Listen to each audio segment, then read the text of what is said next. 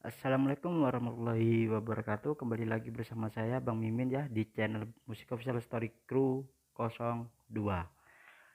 Untuk kali ini saya akan membawakan novel The Story of Ye-Chen bab 3791 sampai 3800 ya. Sebelum itu jangan lupa di like, di komen dan share. Jangan lupa subscribe-nya juga. Yang belum subscribe silahkan subscribe untuk penggemar saya yang lama atau buat viewer saya ya, penggemar viewer lama atau viewer baru, terima kasih sudah mau mampir lagi atau masih sudah mau mampir. Saya akan membawakan novel secara langsung ya. Nah, biar enak ya, jangan lupa di subscribe ya, daripada panjang lebar ya, sorry. Langsung saja saya akan membawakan novel di mana Tuan Smith ke Cina untuk mendapatkan pil kanker ya buat putranya ya. Pada penasaran apa kelanjutannya? Langsung saja ya.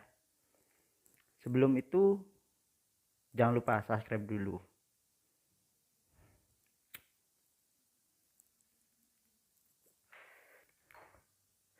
Setelah jam 12 terbang, Smith akhirnya kembali ke Washington.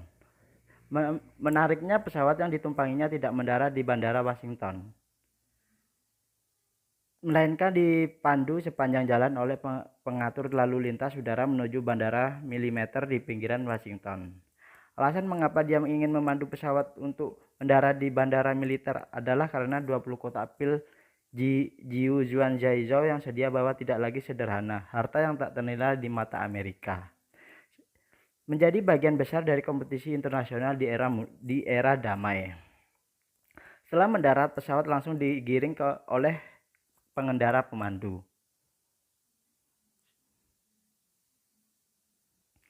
menuju hangar militer yang khusus digunakan untuk memarkir pesawat pengoboman. Pada saat ini, hangar telah sepenuhnya dikosongkan dan hampir 100 orang telah menunggu di sini untuk waktu yang lama. Di antara orang-orang ini ada pemimpin militer, penjabat kesehatan tingkat tinggi, elit dari laboratorium besar, dan tim eksperimental dari beberapa perusahaan farmasi terkemuka. Selain itu ada beberapa pria serius berjas. Menurut pengalaman Smith, mereka harus menjadi agen CIA. Smith tidak pernah menyangka bahwa dia akan kembali kali ini dan akan ada pertempuran besar untuk menyambutnya. Begitu pintu pesawat terbuka, sebelum dia pulih, dia bergegas ke banyak tentara. Begitu tentara ini naik ke pesawat, mereka segera memerintahkan semua orang akan mengantri dan turun dari pesawat dengan barang-barang mereka. Pesawat akan menjalani pemeriksaan komprehensif.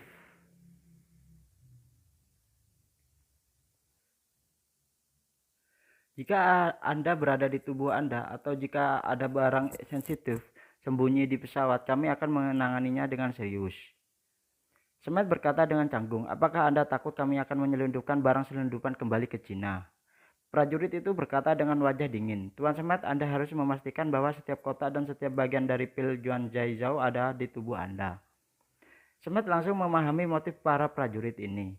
Mereka takut bahwa mereka akan menyimpan pil Jiu Zhaizhou secara pribadi, atau mereka takut bahwa mereka akan meninggalkan pil Jiuan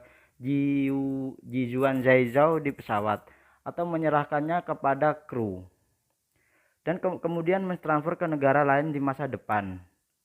Bukannya mereka terlalu sensitif, bagaimanapun menurut pendapat mereka nilai pil itu terlalu besar untuk diperkirakan dan Anda harus berhati-hati dan berhati-hati. Smith harus membuka pakaian dan menyalakan 20 kotak pil yang melilit di pinggangnya dan berkata, jangan khawatir, saya akan membawa semua obat ini di sebelah saya. Prajurit itu mengangguk dan masih berkata dengan kosong, yang terbaik adalah seperti itu. Segera Smith berjalan keluar dari kabin ditemani oleh tentara. Pada saat ini, Menteri Kesehatan Rutgers berjalan mendekat dan berkata dengan penuh semangat, Smith, kamu akhirnya kembali. Smith berkata dengan canggung, bagaimana Anda dapat membuat pertempuran besar seperti itu? Rutgers tersenyum dan berkata, sejak saya mendengar Anda dan Jiuzuan Pharmaceuticals belum menemukan proses produksi massal pil tersebut, Gedung Putih sangat memperhatikan masalah ini. Seperti yang dikatakan, Rogers berkata lagi, jika Anda memikirkannya, jika mereka tidak dapat menembus batas ini, maka obat mereka tidak akan dapat benar-benar menghasilkan checks and balance di dunia. Jika kita dapat menembus batas ini, maka obat ini di tangan kita, itu bisa memainkan peran besar. Smith mengangguk dan berkata, saya telah membawa obatnya kembali. Jika Anda ingin mempelajarinya, ambillah dan pelajarilah. Tetapi saya ingin 10 kotak untuk anak saya untuk dirawat.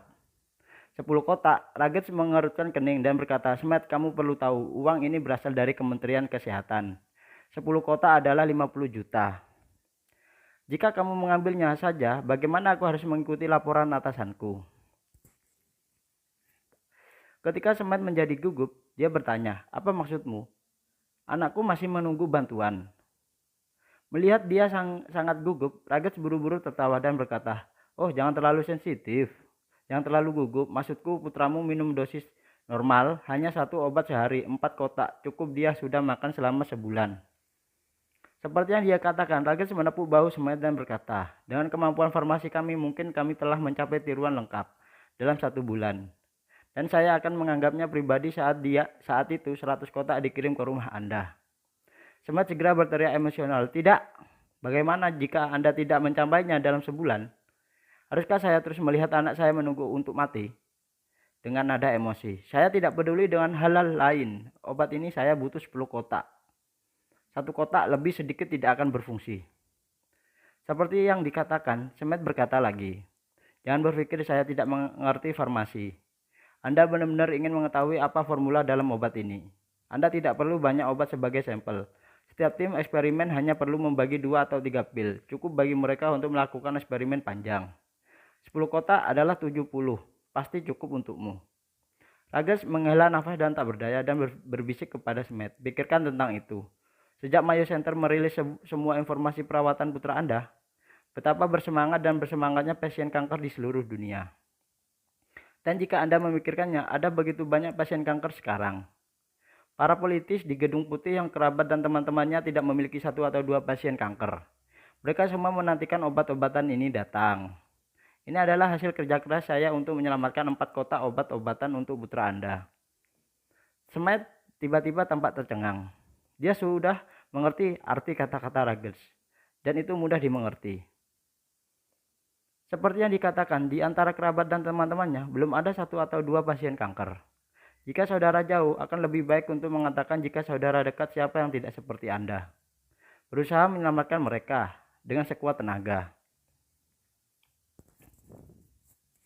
Sekarang 20 kotak pil Jizuan Zaizhou, ini saya khawatir itu telah menjadi harapan terbesar mereka. Memikirkan hal ini, Smith hanya bisa berkompromi dan berkata kepada Rogers, Anda harus mendesak mereka untuk mencegah obat ini secepat mungkin. Jangan khawatir, Rogers mengangguk dan berkata, saya mengawasi masalah ini. Mulai sekarang semua energi saya akan dicurahkan untuk masalah ini. Smith mengangguk mengambil pil Jizuan Zaizhou dan dari tubuhnya dan berkata, aku akan memberimu 16 kotak. Aku akan membawa sisanya ke rumah sakit untuk putraku. Rogers menggelengkan kepalanya dan berkata, dengan sungguh-sungguh, Smith, utusan khusus Gedung Putih telah mengatakan bahwa semua tim yang mengembangkan obat ini, semua pasien yang perlu dirawat dengan obat ini harus konsentrasikan dan diawasi oleh militer. Seperti yang dikatakan, Rogers berkata lagi, itu seperti Anda harus membawa putra Anda ke laboratorium yang disediakan oleh militer. Dan obatnya juga akan berada di bawah pengawasan ketat militer ketika Anda minum obat setiap hari. Obatnya akan habis. Juga diberikan oleh dokter yang ditunjuk oleh militer, beri makan anakmu. Smith bertanya tercengang, apakah ini sangat ketat? Ini belum berakhir, Rogers berkata lagi. Ketika putra Anda minum obat, Gedung Putih tidak mengetahuinya hingga tidak dapat mengumpulkan kotoran putra Anda tepat waktu. Jadi mulai sekarang setiap pasien yang meminum obat ini, obat tidak akan menyadari kotorannya. Akan dikumpulkan oleh militer secara seragam dan tidak boleh bocor. Semua ini akan dikontrol secara ketat sesuai dengan tingkat keamanan yang hayati yang tertinggi. Seperti yang dikatakan, Rogers berbisik di telinganya. Kamu juga tahu bahwa tidak ada obat yang dapat diserap sepenuhnya oleh tubuh manusia. Jika kotorannya mengandung bahan aktif, itu berisiko bocor. Ketika harus membayarnya di di Jiuzhan Farmasi, berhati-hatilah sebelum obat itu resmi diluncurkan di pasaran. Jangan biarkan negara kedua memiliki kesempatan yang sama. Segera semua orang termasuk Smith membawa kendaraan militer ke laboratorium teratas yang sudah disiapkan. Itu telah diambil alih oleh militer dan dikelola dengan langkah-langkah kontrol yang paling ketat. Putra Smith juga dijemput dari Center Mayo dan dikirim langsung ke sini. Selain dia, 4 pasien lain dengan hubungan yang sangat sulit juga dikirim. Militer telah membentuk tim medis khusus yang bertanggung jawab atas perawatan 5 pasien tersebut. Pada saat yang sama, ada juga tim penembak serba bisa untuk melacak dan merekam semua detail dari 5 pasien setelah minum obat.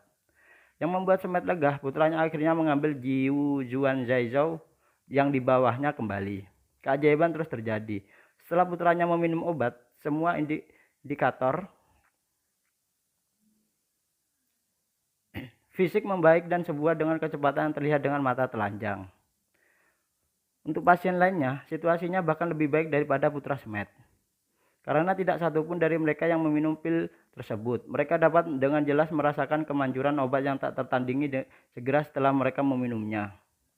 Semua informasi yang relevan membuat para peneliti di sini bersemangat dan tidak tertahankan karena mereka telah menyaksikan kekuatan pil tersebut, yang membuat mereka bersemangat untuk menaklukkan obat ini. Beberapa tim secara bersamaan mulai melakukan penelitian mendalam tentang obat tersebut. Di dunia ini, ahli farmasi top dan perangkat terkait hampir semuanya terkonsentrasi di sini.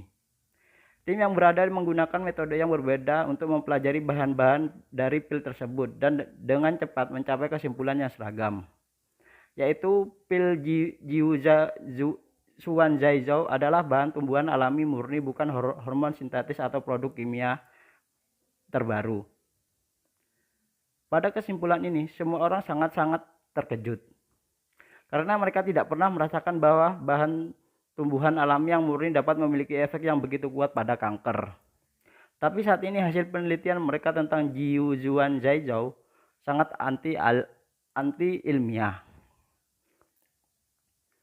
Dalam pandangan mereka, untuk mengobati kanker perlu dikembangkan obat-obatan kimia yang sangat kompleks.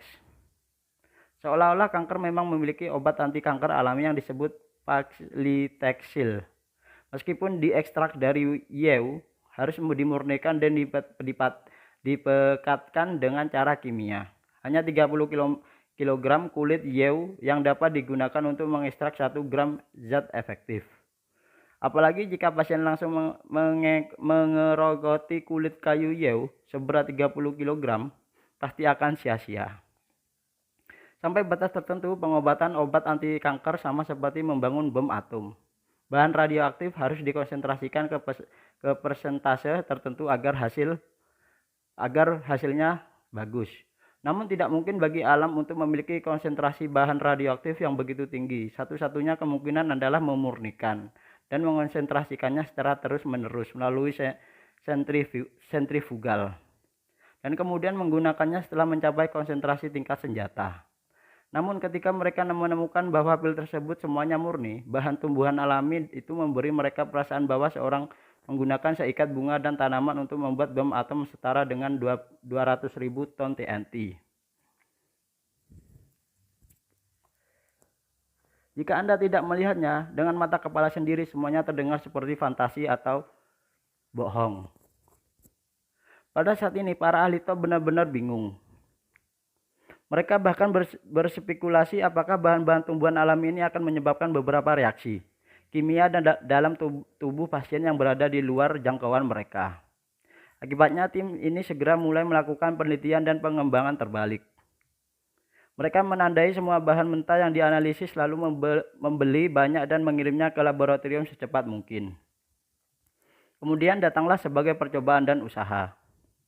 Karena mereka memiliki dasar penelitian ilmiah yang sangat kuat, dalam waktu tidak lebih dari 24 jam, salah satu tim mereka telah menemukan rasio yang hampir sama persis dengan obat tersebut. Begitu pesan itu keluar, seluruh laboratorium sangat gembira. Ragat segera meminta tim untuk membawa obat yang dikembangkan secara terbalik kepada pasien untuk diadili atau dipraktekkan ya. Mereka setidaknya harus menguji dosis mematikan obat ini pada tikus terlebih dahulu, dan kemudian melihat reaksi merugikan apa yang akan terjadi. Tetapi waktu sangat mendesak, dan obat-obatan yang digunakan dalam obat-obatan ini semuanya adalah bahan alami dan efek sampingnya sangat dapat dikendalikan sehingga Regis memutuskan tanpa ragu-ragu untuk langsung membiarkan pasien melalui uji klinis. Kerumunan mengumpulkan 5 pasien, termasuk putra Semet tersebut, dan memberi mereka obat pekat ya. Semet juga bersemangat untuk berpartisipasi pada saat ini. Dia seperti dokter lainnya, sangat bersemangat dan percaya diri. Lagi pula, menurut pendapat mereka, jika mereka dapat mencapai bahan dan proporsi obat yang hampir sama persis, itu dapat dikatakan sepenuhnya ditiru. Jika bahannya sama, takarannya sama, dan perbandingannya sama, efeknya harus sama. Melihat bahan kelima pasien telah menggunakan obat-obatan yang diproduksi percobaan, Rages berkata kepada Semet dengan percaya diri dan gembira dan jijik. Semua saya sudah katakan, benda ini persis seperti pesawat tempur MiG-25 Soviet. Sebelum Anda membongkarnya, Anda tidak bisa cari tahu bagaimana Soviet bisa mengendarai jet tempur hingga 3 kali kecepatan suara dan lebih cepat dari rudal. Anda bahkan berpikir pada satu titik apakah mereka bisa menguasai beberapa jenis material baru terbaik, bahkan material asing. Tapi ketika Anda benar-benar mendapatkan MiG-25 Soviet dan membongkarnya, Anda hanya tahu apa ada material baru.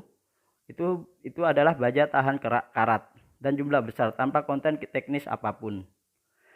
Saat dia berkata, dia tersenyum sinis. Obat Huaziren seperti MiG-25 Soviet. Saya berpikir akan ada beberapa bahan kimia yang rumit di dalamnya, tetapi saya tidak berharap itu semua bahan tumbuhan alami. Saya telah berpartisipasi di dalamnya sepanjang hidupku. Ini pertama kalinya mengembangkan begitu cepat, sangat menarik.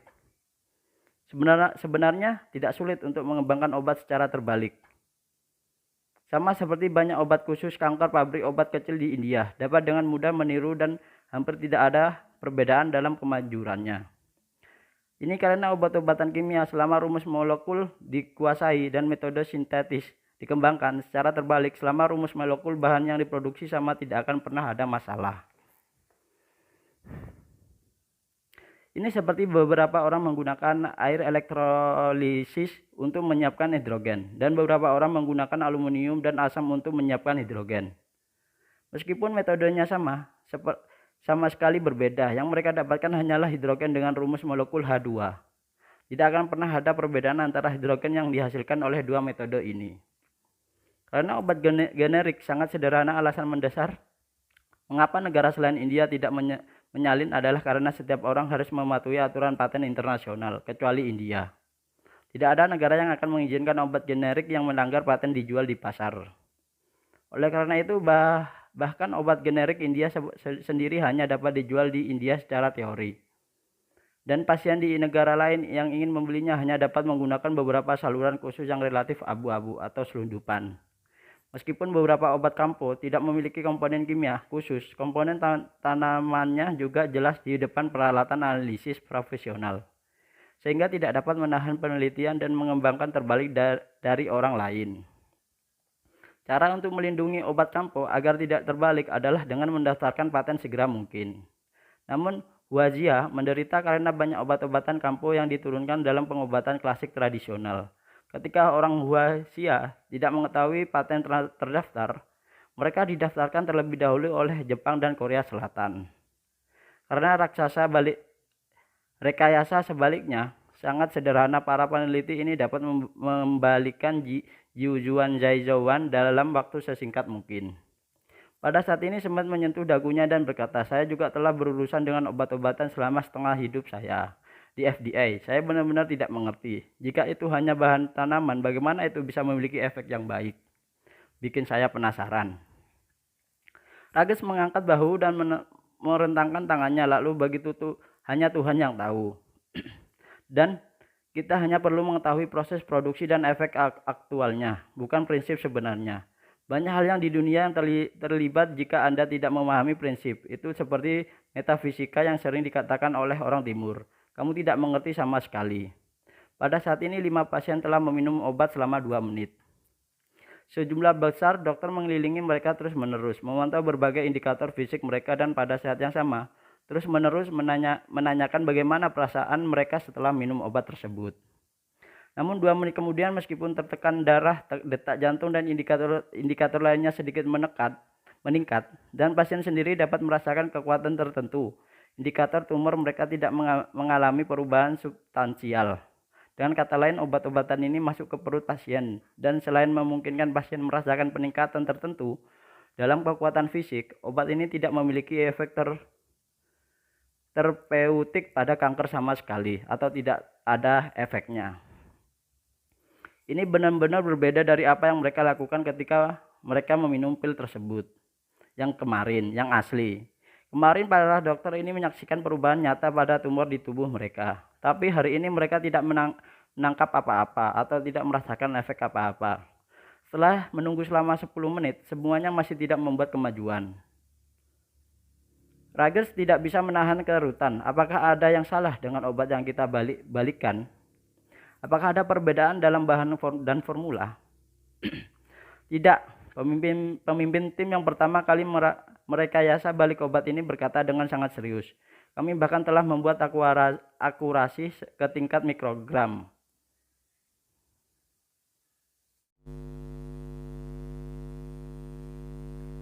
Dan tingkat molekul ke tingkat di mana tidak ada perbedaan yang terlihat sama sekali. Hampir bisa dikatakan ini sama persis. Para pemimpin tim lain juga setuju, mengatakan bahwa mereka juga telah melakukan penelitian tentang obat rekayasa balik dan membandingkan dengan pil Jiuzuan Zhaizhou, tidak ada perbedaan. Namun untuk hal yang sama, tidak ada efek terapeutik ketika pasien meminumnya, yang sungguh luar biasa. Setelah setengah jam berlalu, kelima pasien tersebut masih belum menemukan efek terapeutik tersebut. Rutgers kecewa dan berkata bawakan pil Jiuzuan Zhaizhou kepada pasien. Para dokter segera memulai dan mengganti pasien dengan pil tersebut.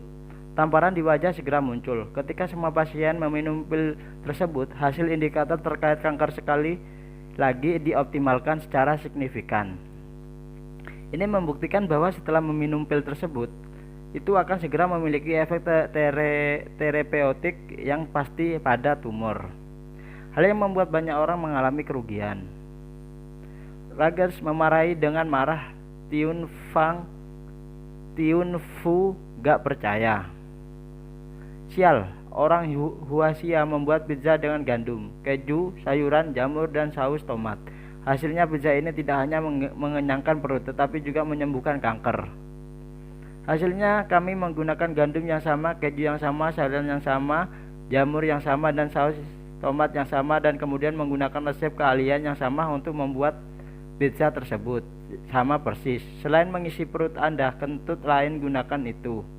Ini sialan, tidak ilmiah. Karena obat uji gagal, seluruh laboratorium tiba-tiba putus asa. Alasan keputusan itu bukan karena mereka tidak bisa meniru obat tersebut, tetapi mereka telah menirunya satu lawan satu, tetapi hasilnya sangat berbeda. Tiba-tiba semua orang jatuh ke jalan buntu. Jika meniru persis sama tidak berguna, lalu apa yang harus dilakukan agar berguna?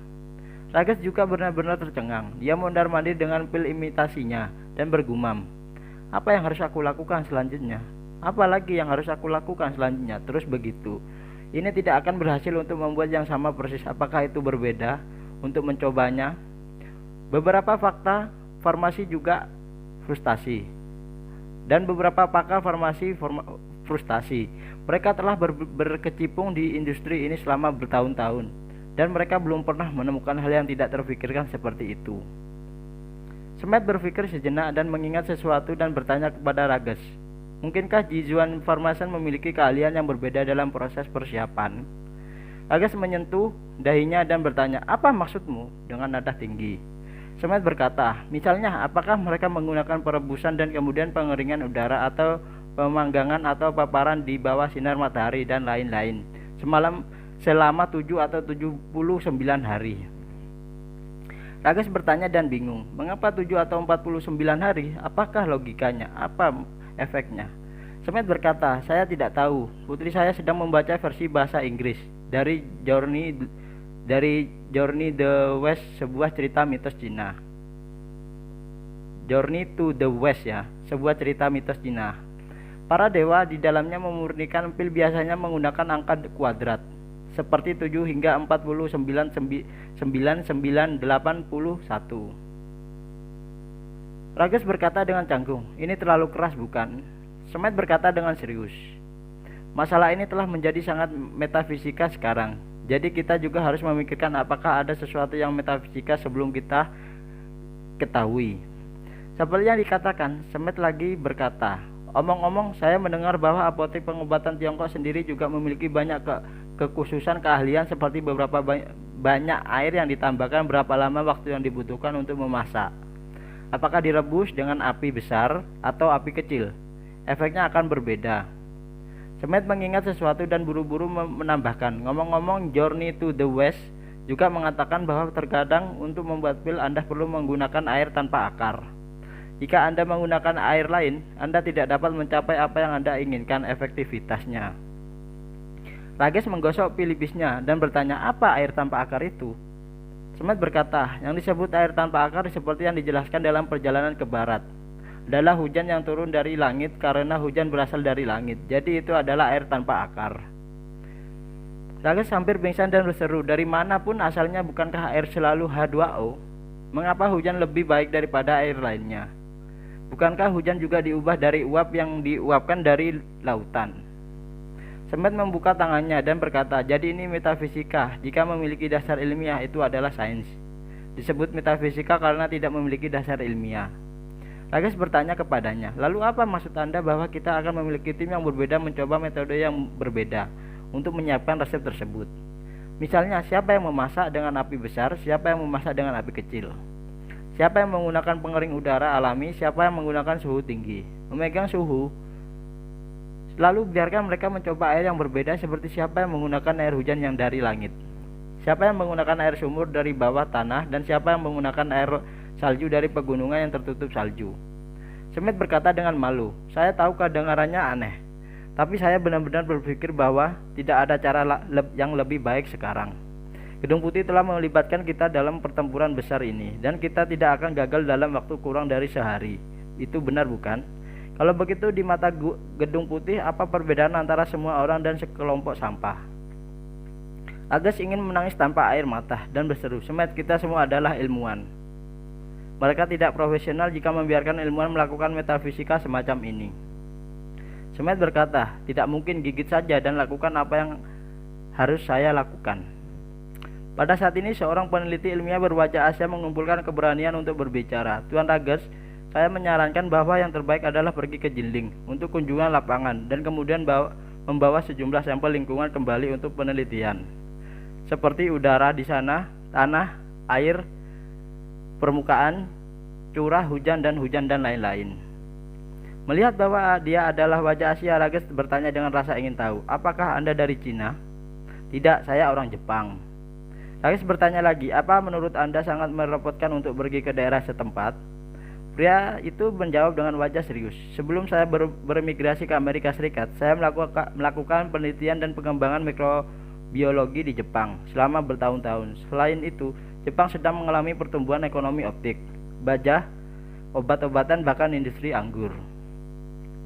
Setelah berbicara, pria itu terus menjelaskan, "Pada saat itu banyak penyulingan Jepang mempercayakan kami untuk membantu mereka membalikkan perkembangan whisky barat dan montai Cina, dan kemudian meniru mereka. Whisky barat sangat bersederhana dan kami akan segera memilikinya. Setelah terobosan tidak butuh waktu lama bagi whisky Jepang untuk menjadi lebih biru daripada biru, atau lebih biru sangat ya, baik kualitas dan rasanya melampaui produk Eropa dan memperoleh mangsa pasar yang besar, tetapi hanya montai Cina yang tidak dapat menirunya."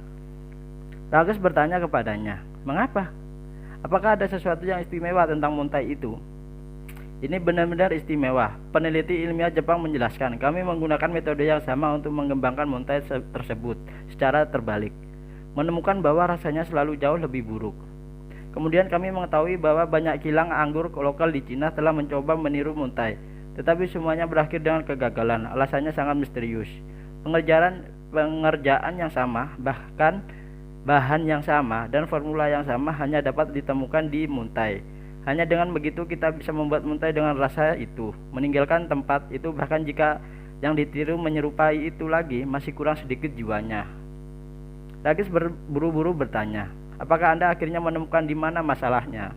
Saya menemukan, pihak lain menjelaskan. Kami kemudian dengan hati-hati mempelajari flora mikroba anggur dalam proses pembuatan bir dan menemukan bahwa itu karena koji yang kami gunakan mikroorganisme selalu berbeda dari koji lokal di Muntai.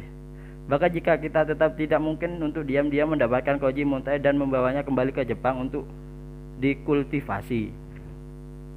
Setelah jeda, pihak lain berkata kesimpulan akhir kami adalah bahwa Muntai murni hanya dapat diseduh di tempat Muntai, di lingkungan mereka yang sangat unik, di mana iklim, ketinggian, kelembapan, dan sumber daya air lokal memainkan peran yang sangat halus, tapi peran yang sangat penting. Begitu, Rages mengertakkan gigi dan berkata, sepertinya ini benar-benar misterius. Lagi pula Rages bertanya kepadanya dengan kekaguman, siapa nama Anda? Perusahaan mana Anda bekerja? Pihak lain buru-buru membungkuk dan berkata, nama saya Shunpei Nakamura. Sebelum beremigrasi ke Amerika Serikat, saya bekerja di National Research Institute dan kemudian pindah ke Kobayashi Pharmaceutical sebagai tim peneliti dan pengembangan agen mikroba. Saya sekarang bekerja di Johnson & Johnson, berpartisipasi dalam penelitian dan pengembangan obat ajaib. Saya pasti akan berusaha semaksimal mungkin. Apotek Kobayashi? Rages bertanya dengan heran. Apakah itu farmasi Kobayashi yang dikuasai oleh Yugen Farmasi? Ya, Shunpei Nakamura segera mengangguk. Kemudian Kobayashi Farmasi melepaskan obat mikroba yang sepenuhnya berubah menjadi obat campo. Jadi saya pergi. Oke, Rages mengangguk dan berkata, dalam hal ini Anda dapat membentuk tim dan berangkat ke Cina untuk menyelidiki dan penelitian. Lihatlah lokasi Jiuzuan Farmation. Apa yang istimewa darinya? Juga akan melakukan uji coba produksi pil Jiuzuan Zaizhou secara lokal untuk melihat apakah itu akan berhasil. Nah, itu ya. Untuk bab 3781 sampai bab 3800 ya. Nah, mungkin mohon maaf ada kesalahan atau perkataan waktu saya membaca, mohon dimaklumi ya. Dan pastinya saya tetap semangat. Saya akan terus membawakan seperti ini walaupun ya banyak yang tanggapan negatif. Saya jadikan support atau penyemangat ya. Terima kasih, jangan lupa di like, komen, subscribe ya, dan di share. Terima kasih. Wabillahi taufiq wal hidayah. Assalamualaikum warahmatullahi wabarakatuh. Salam dari Bang Mimin, salam pecinta novel.